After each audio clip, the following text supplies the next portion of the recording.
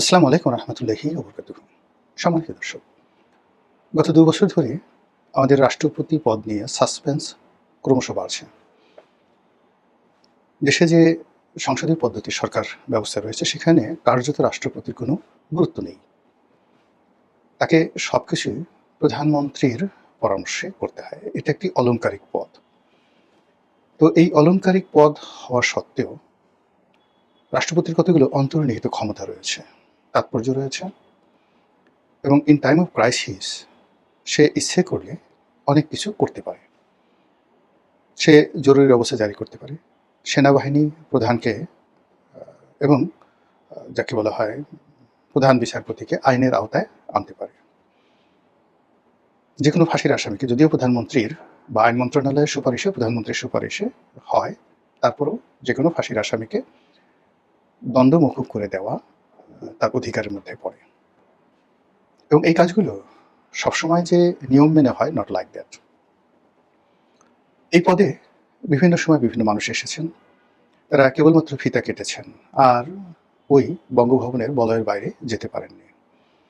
কিন্তু presidential form of গভর্নমেন্টে যেমন এই পদটি ব্যবহার করে বঙ্গবন্ধু, তারপর জিয়াউর রহমান, হুসেইন মোহাম্মদ এরশাদ তাদের ক্ষমতার চূড়ান্ত রূপ তারা দেখিয়েছেন। আবার দেখা গেল যে এই পদে কার্যত অলংকারিক, কিন্তু অলংকারিক থাকা সত্ত্বেও কিছুটা হলেও বিচারপতি শাহাবুদ্দিন আহমেদ যতদিন এই পদে ছিলেন সেখানে তার ওই পদের কিছু অনন্য বৈশিষ্ট্য তিনি রেখে গেছেন।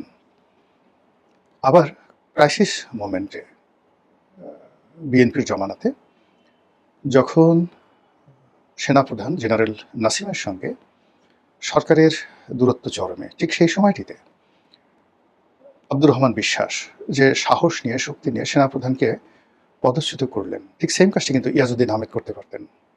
তার সেই অধিকার ছিল। আবার সেম কাজটি শাহাবুদ্দিন চুপ্পু করতে পারতেন। একই কাজটি আরও অনেকে করতে পারতেন। কিন্তু সেই আব্দুর রহমান বিশ্বাসের মতো বিশ্বাসযোগ্যতা সবার মধ্যে ছিল না। আবার ধরুন তত্ত্বাবধায়ক সরকারের প্রধান রূপে যারা আসছেন, এই প্রধান ব্যক্তিরূপে অনেকে অনেক কাজ করে গেছেন, কিন্তু বিচারপতি হাবিবুর রহমান যে সাহস দেখিয়েছেন, শক্তি দেখিয়েছেন, এটি বাংলাদেশের ইতিহাসে অনন্য। এবং আমরা যতদিন এই বাংলাদেশের গণতান্ত্রিক বিধি ব্যবস্থায় নির্বাচনী ব্যবস্থার কথা স্মরণ করব, ঠিক ততদিন বিচারপতি হাবিবুর রহমানের কথা আমরা শ্রদ্ধা ভরে স্মরণ করব। ইট মিনস প্রধানমন্ত্রী হন, তত্ত্বাবধায়ক সরকারের প্রধান হন, সংসদের বিরোধী দলীয় নেতা হন, কিংবা একজন সিম্পল সাধারণ এমপি হন, does not matter.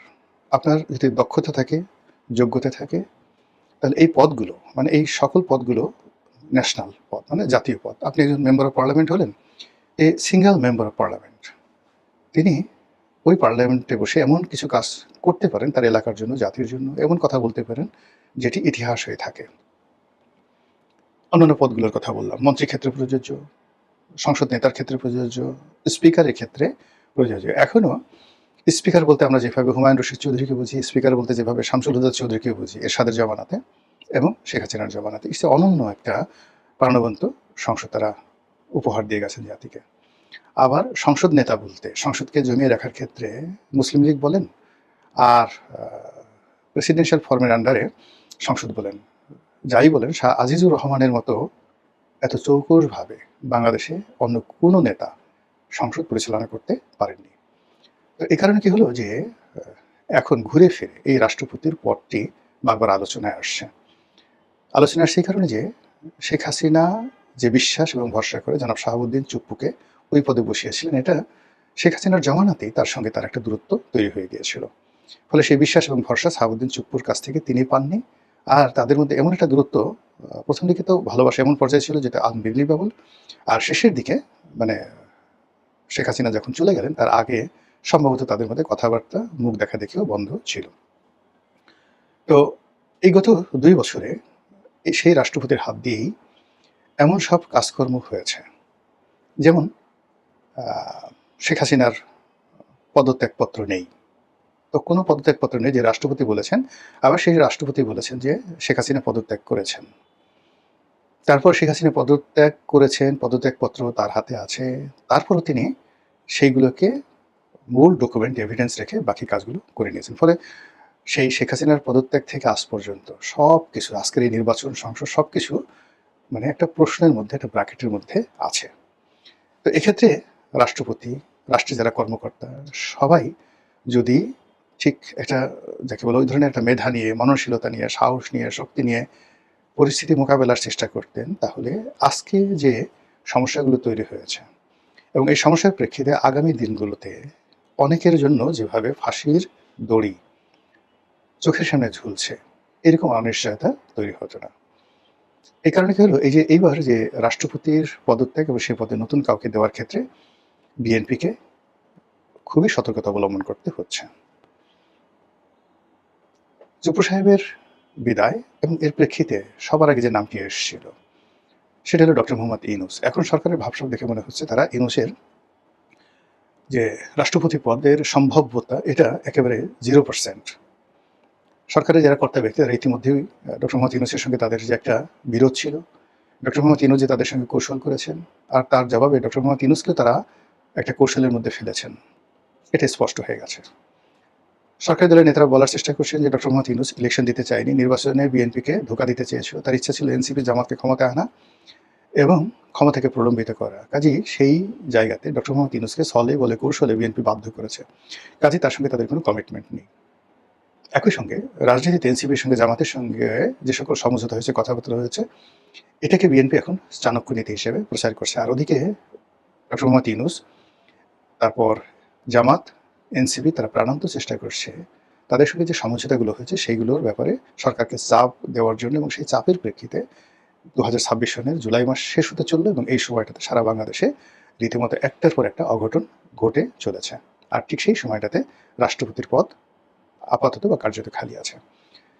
Doctor Mohammad ইউনূসের পর সম্ভাব্য যে নামটি শোনা গিয়েছিল তিনি মির্জা ফখরুল ইসলাম আলমগীর। সকল পত্রিকায় bdnews.com-এর মতো বাংলাদেশের শীর্ষস্থানীয় অনলাইন পোর্টালে যখন খবর এলো, তখন সাংবাদিকরা জিজ্ঞাসা করলেন মির্জা ফখরুল ইসলাম আলমগীরকে।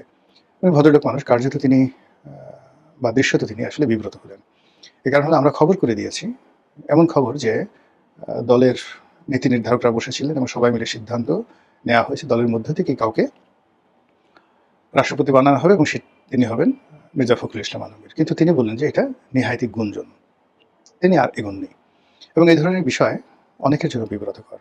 মধ্যে একবার বর্ষিয়ার নেতা আলতাফ হোসেন চৌধুরী সম্পর্কে খবর আসলে তিনি স্পিকার হচ্ছেন, লোকজন ফুলের মালা নিয়ে মানে রীতিমতো একেবারে প্রস্তুত হয়ে আছে অনেকে। আমার সাথে ওনার সাথে খুব ভালো খাতির, আমিও চিন্তা করলাম যে ওনাকে একটা টেলিফোন করে কংগ্রাচুলেশন জানাই। তো যাই হোক, পরে আর কিছু হলো না, উনি নিজের টেলিফোন করলেন। আমি বললাম যে স্যার আপনি ফোন করেছেন, আমি তো লজ্জায় ফোন করিনি, বিকজ আপনার তো হলো না। আমার ধারণা ছিল আপনি হবেন, হওয়ার পরে আমি একসাথে ফুলের মালা নিয়ে আপনার ওখানে যাব, মিষ্টি সিষ্টি নিয়ে যাব, ইত্যাদি ইত্যাদি। তো যাই হোক, উনিও খুব রসিক মানুষ, উনি বললেন হ্যাঁ রনি, আমি তোমার অফিসে বা বাসায় যাব এবং কোনোই দিয়ে তোমার ঘরের কলিং বেল টিপব। আমি তো অবাক হয়ে গেলাম, কোনোই কেন? তো বলে আরে বুঝো না, আমি 2 হাতে মিষ্টি নিয়ে যাব, 2 হাতে মিষ্টি নিয়ে যাব। তো যার জন্য সেই মিষ্টি থাকা অবস্থায় তো আমি সেই কলিং বেল টিপতে পারবো না, এই জন্য কনই দিয়ে কলিং বেল টিপবো। দুজনে হাসাহাসি করলাম, আরও অনেক কথাবার্তা বললাম। তো এইরকম জনাব মির্জা ফখরুল ইসলাম আলমগীরের ক্ষেত্রে প্রযোজ্য যে তাকে নিয়ে যে ধরনের প্রচার হচ্ছে, প্রোপাগান্ডা হচ্ছে, আলোচনা হচ্ছে, যদি এটি শেষ অবধি না হয় তাহলে এই ভদ্রলোক জীবন সায়াহ্নে এসে এক ধরনের বিরূপ পরিস্থিতি পড়বেন। এই জন্য তিনি বলছেন এটা নেহায়েত গুঞ্জন। অন্যদিকে যেটা হলো যে তাহলে কে হবেন? মানুষ তার স্বাভাবিকভাবে যেটা কল্পনা করে, মির্জা ফখরুল ইসলাম আলমগীর, অধ্যাপক ডক্টর খন্দকার মোশাররফ সাহেব, মঈন খান, নজরুল ইসলাম খান, ওনাদের নাম সঙ্গতির কারণে সিনিয়র হিসেবে চলে আসে। কিন্তু ইতিমধ্যে দলের যারা সিদ্ধান্ত গ্রহণ করেন এবং এই মুহূর্তে সরকারে যারা খুবই কর্তৃত্ববাদী, তারা সবাই তারেক রহমান সাহেবের সমবয়সী অথবা তার চেয়ে বয়সে ছোট, কিন্তু তার সঙ্গে অসাধারণ সুসম্পর্ক স্থাপন করেছেন তারা বিগত দিনগুলোতে। অনেকে বাংলাদেশে ছিলেন, অনেকে তার সঙ্গে লন্ডনে ছিলেন। এই যে তাকে কেন্দ্র করে তার যে কিচেন ক্যাবিনেট, এবং কিচেন ক্যাবিনেটের সঙ্গে সঙ্গে কিচেন ক্যাবিনেট ঢুকতে পারেন না কিন্তু ক্যাবিনেটের বাইরে থাকেন, এরকম অনেকে, তাদেরকে আপনি ধরে নিতে পারেন সরকারের তরুণ তুর্কি। এই যারা তরুণ তুর্কি তারা সবাই মনে মনে চাচ্ছেন, বাস্তবে চাচ্ছেন, নিজেরা কানাঘুষা করছেন, এমনকি হয়তো প্রধানমন্ত্রীকে পরামর্শ দিচ্ছেন বা চাপ দিচ্ছেন যে রাষ্ট্রপতি পদে তার সহধর্মিণী ডক্টর জুবাইদা রহমানকে নিয়োগ দেওয়া হোক। যুক্তি, আর যদি বেগম জিয়া জীবিত থাকতেন তাহলে তিনি রাষ্ট্রপতি হতেন, এতে কোনো রকম কেউ কোনো প্রশ্ন করত না। এবং এই ধরনের পরিবার কেন্দ্রিক যে রাষ্ট্র ব্যবস্থা, পরিবার কেন্দ্রিক প্রশাসনিক ব্যবস্থা, রাজনীতি আমাদের পাক ভারত উপমহাদেশে অহরহ। আমাদের যেই শ্রীলঙ্কাতে দেখা গেল চন্দ্রিকা কুমারাতুঙ্গা তিনি প্রেসিডেন্ট হলেন, তার মা শ্রীমাভো বন্দরনায়েকে তাকে প্রধানমন্ত্রী করা হলো। তো এই হলো শ্রীলঙ্কাতে। তো সেক্ষেত্রে বাংলাদেশে খালেদা জিয়া রাষ্ট্রপতি এবং যাকে বলা হয় তারেক রহমান সাহেব প্রধানমন্ত্রী, এটা যদি তাদের একেবারে ডিকশনারির প্রথম পৃষ্ঠাতে থাকে, তাহলে দ্বিতীয় পৃষ্ঠাতে তারেক রহমান সাহেব প্রধানমন্ত্রী আর জুবাইদুর রহমান তিনি যদি রাষ্ট্রপতি হন, তাহলে অসুবিধা কি? বরং এটার একটা আলাদা সৌন্দর্য ফুটে উঠবে। জুবাইদুর রহমান এমনি তার মধ্যে সবাই বেগম জিয়ার রূপ দেখেন, তার হাঁটা চলা, তার মৃদুভাষ্য, তার চেহারা সুরত অভিব্যক্তি সব মিলিয়ে তার মধ্যে সবাই বেগম জিয়ার ছায়া দেখেন। অধিকাংশ তার যে বংশমর্যাদা, গুণাবলী, শিক্ষা দীক্ষা সব মিলিয়ে বঙ্গভবনে যদি তার অভিষেক হয়, তাহলে বঙ্গভবনের সৌন্দর্য বাড়বে, বই কমবে না। অতীতে যারা সম্মানিত রাষ্ট্রপতি ছিলেন, তো সেক্ষেত্রে তাদের যদি আপনি হাইয়েস্ট গ্রেডে লেখাপড়া, সেই আবু সাইদ চৌধুরীর মতো মানুষ, জাস্টিস সায়েমের মতো মানুষ, আপনি তাদেরকে যদি দেখেন, সেক্ষেত্রে জিল্লুর রহমান সাহেবের মতো মানুষ, তো সেক্ষেত্রে আসলে জুবাইদুর রহমান এখন একেবারে পরিপূর্ণ বয়স্ক একজন সম্ভ্রান্ত মহিলা। এক্ষেত্রে বাংলাদেশে প্রথম নজিরবিহীনভাবে একজন মহিলা প্রধানমন্ত্রী পাওয়া গেল, মুসলিম প্রধানমন্ত্রী পাওয়া গেল। এরপর একমাত্র রাজনৈতিক পরিবারের সদস্য যার সম্পর্কে এখন পর্যন্ত একটা ডট, একটা বিন্দু, কলঙ্কের একটা বিন্দু, তার যারা ঘোরতর শত্রু, বিএনপি যারা ঘোরতর শত্রু, তারাও জুবাইদুর রহমান সম্পর্কে একটা ডট এখন পর্যন্ত দিতে পারেননি। তো এখানে যদি তাকে রাষ্ট্রপতি পদে মনোনয়ন দেওয়া হয়, শুধু একটাই সমস্যা হবে, শুধু একটাই সমস্যা, সেটা হলো জুবাইদুর রহমান বঙ্গভবনে অফিস করবেন, কিন্তু তাকে রাত্রি যাপন করতে হবে এসে তার স্বামীর বাড়িতে। অথবা জুবাইদুর রহমান বঙ্গভবন অফিস করবেন, প্রধানমন্ত্রীকে থাকতে হবে তার স্ত্রীর বাসভবনে। এটা একটা বিষয়।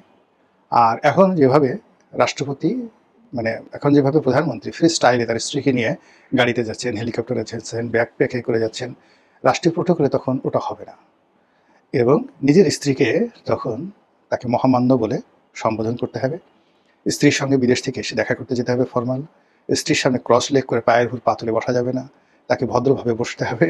এই বিষয়গুলো মানে একটা অসাধারণ দৃশ্য তৈরি হবে, অসাধারণ দৃশ্য তৈরি হবে। এবং এখন এমনি জনাব তারেক রহমান সাহেব তার স্ত্রীর প্রতি যে প্রেম ভালোবাসা দেখাচ্ছেন, এটি নিয়ে বাংলাদেশে রীতিমতো নতুন লাইলি মজনুর গল্প তৈরি হচ্ছে। অনেক নারী বলছে তার স্বামীদেরকে, দেখো দেখো দেখো ভদ্রতা কাকে বলে, জিয়া পরিবার থেকে শিখো, তারেক রহমান সাহেব থেকে শিখো।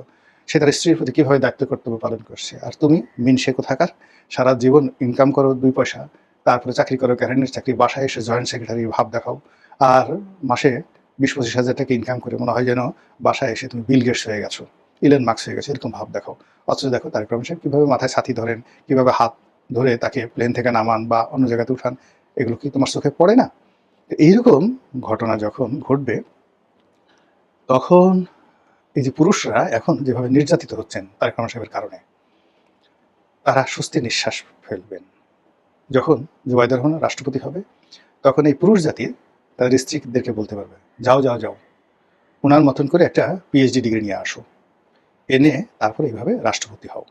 তুমি রাষ্ট্রপতি হও, তখন তোমার মাথায় ছাতি তুলে ধরবো, তোমাকে নিয়ে গান গাবো, তারপরে আরও যা কিছু করতে হলো সবই করবো। কিন্তু তুমি যেভাবে থাকো, যেভাবে নিজের মনে করো আল্লাহ তোমাকে যতটুকু চেহারা সুরত দিয়েছে, সেখানে পাউডার টাউডার না মেখে উল্টা কতগুলো কালি মেখে থাকো যেন আমার মেজাজ গরম হয়ে যায়। তো এইভাবে থাকো, আর তুমি চাও যে আমি তোমার সঙ্গে রাষ্ট্রপতির মতো ব্যবহার করি। এই পুরুষ জাতির একটা উপকার হবে। অন্যদিকে নারী জাতির মধ্যেও কিন্তু একটা প্রতিযোগিতা এসে যাবে যে ঠিক আছে, জুবাইদুর রহমান তিনি যদি রাষ্ট্রপতি হতে পারেন, তাহলে আমি কেন পারবো না? এখনো পর্যন্ত কিন্তু নারীরা রাষ্ট্রপতি হওয়ার স্বপ্ন দেখতে পারছে না। ফলে নারীদের স্বপ্নের যে জায়গাটা, সেই জায়গাটা একটা নির্দিষ্ট জায়গায় সীমাবদ্ধ হয়ে আছে। এই সীমাবদ্ধতা থেকে জুবাইদুর রহমান, তারেক রহমান ইচ্ছা করলে এদেশের নারী জাতিকে তিনি এগিয়ে দিতে পারেন। তো সেক্ষেত্রে যদি জুবাইদুর রহমান ওই পদে বসেন, এতে আমি অন্তত আশ্চর্য হব না। মহান আল্লাহ আমাদের সবাইকে হেদায়েত দান করুন, হেফাজত করুন। আসসালামু আলাইকুম ওয়া রাহমাতুল্লাহি ওয়া বারাকাতুহু।